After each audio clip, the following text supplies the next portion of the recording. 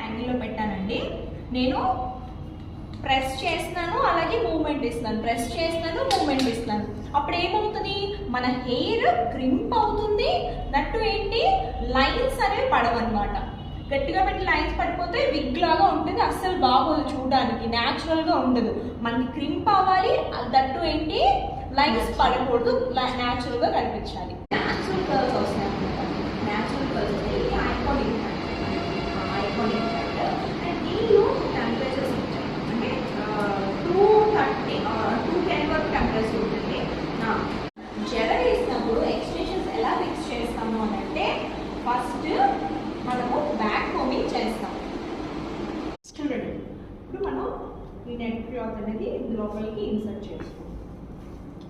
okay, ఏదైతే extra ఎందుకు ఇలా చేస్తున్నాము, కట్ హెయిర్ ఏది